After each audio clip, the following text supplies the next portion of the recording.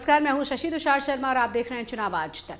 हिंदी भाषी 3 राज्यों में विधानसभा चुनावों के शोर में दक्षिण का एक राज्य भी लगातार चर्चाओं में है। हम बात कर रहे हैं तेलंगाना की, जहां 30 नवंबर को होना है मतदान। आइए जानते हैं कि तेलंगाना का चुनावी मिजाज है कैसा। तेलंगाना में होने वाले विधानसभा चुनावों में इस बार भारत राष्ट्र समिति यानी कि बीआरएस और कांग्रेस के बीच सीधी टक्कर मानी जा रही है, लेकिन बीजेपी ने भी अपनी पूरी ताकत झोंकी हुई है। वो भी खुद को जीत का दावेदार बता रही है। पार्टी के कई वरिष्ठ नेता लगातार यहां चुनाव प्रचार की कमान संभाले हुए नजर आ रहे हैं।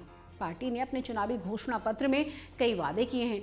साल में 4 मुफ्त गैस सिलेंडर, सस्ता पेट्रोल डीजल और छात्राओं को फ्री लैपटॉप जैसे वादे करके वोटर्स को लुभाने की कोशिश की गई है। कांग्रेस ने भी अपने घोषणा पत्र में 6 गारंटीज के साथ 50 से ज्यादा वादे किए हैं। हालांकि इन दोनों ही पार्टियों का मुकाबला एक ऐसे नेता के साथ है जो लगातार 9 साल से राज्य का मुख्यमंत्री है और ऐसी ही योजनाओं के दम पर लगातार लोगों का समर्थन हासिल करता आ रहा है। बीआरएस की सरकार मतदाताओं की जेबों में भारी मात्रा में नकदी डालने की पॉलिटिक्स स्ट्रेटेजी पर काम करती है। केसीआर की सरकार कल्याणकारी योजनाओं पर हर साल 50 से 52 हजार करोड़ रुपए का खर्च आता है। राज्य के लगभग हर घर में, विशेष रूप से ग्रामीण क्षेत्रों में, सरकारी योजनाओं के लाभार्थी हैं। समाज के लगभग हर वर्ग के लिए योजनाएं बनाई गई हैं। किसानों से लेकर नवविवाहितों तक, नई माताओं और विदेश जाने वाले छात्रों से लेकर दलितों और अल्पसंख्यकों तक। केसीआर का पूरा अभियान मतदाताओं को चेतावनी देने के इर्द गिर्द घूमता है। उनकी मुख्य विपक्षी पार्टी है कांग्रेस, और अगर कांग्रेस सत्ता में आई तो कल्याणकारी योजनाओं को रोक दिया जाएगा। आप लोगों को सिर्फ कांग्रेस वोट बना के, वोट बैंक बना के इस्तेमाल किया।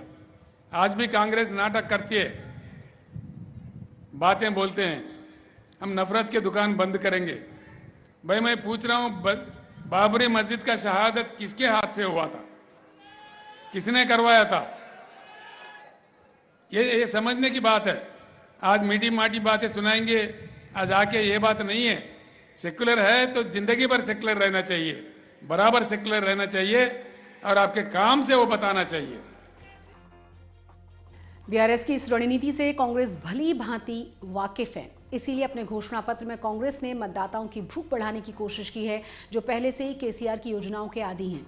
उनकी 6 गारंटीज में से वार्षिक रायथू बंधु राशि को प्रति एकड़ 10,000 रुपए से बढ़ाकर 15,000 रुपए किया गया है। बुजुर्गों को मासिक पेंशन 2,000 से बढ़ाकर 4,000 रुपए करने का वादा शामिल है इसमें। हालांकि बीआरएस कांग्रेस के वादों को झूठा बताकर उसे खारिज कर रही है। दूसरी ओर कांग्रेस के नेता केसीआर पर परिवारवाद और भ्रष्टाचार के अलावा बीजेपी के साथ मिलीभगत का आरोप भी लगा रहे हैं। राज्य में चुनाव का एक कोण असदुद्दीन ओवैसी की एआईएमआईएम पार्टी भी है।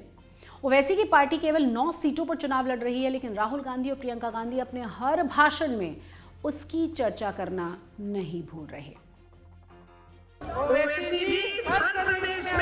प्रदेशों में चुनाव लड़ते हैं और मेरी बात ध्यान से सुनिए। कहीं पे 90 सीट लड़ेंगे, कहीं पे 50 सीट लड़ेंगे, कहीं पे 40 सीट लड़ेंगे। तो तेलंगाना में 9 सीट क्यों लड़ रहे हैं?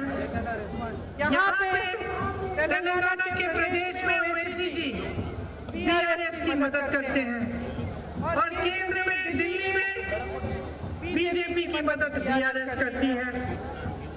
तो इन तीनों की अच्छी सी मिली भगत है।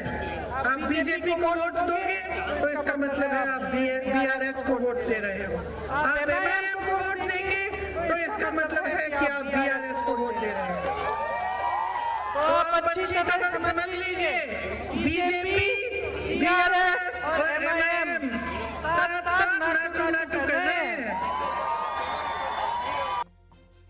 2018 में विधानसभा चुनावों के लिए मतदान से बमुश्किल 1 सप्ताह पहले केसीआर ने एक मास्टर स्ट्रोक खेला था। उनकी सरकार ने किसानों के बैंक खातों में लगभग 12,000 करोड़ रुपए जमा कराए थे। उस समय आदर्श आचार संहिता लागू होने के बावजूद चुनाव आयोग ने विपक्ष की आपत्तियों को खारिज कर दिया था, क्योंकि उस वर्ष फरवरी में योजना की घोषणा की गई थी और चल रही योजनाओं को रोका नहीं जा सकता था। चुनाव में बीआरएस की जीत में इसकी अहम भूमिका मानी गई।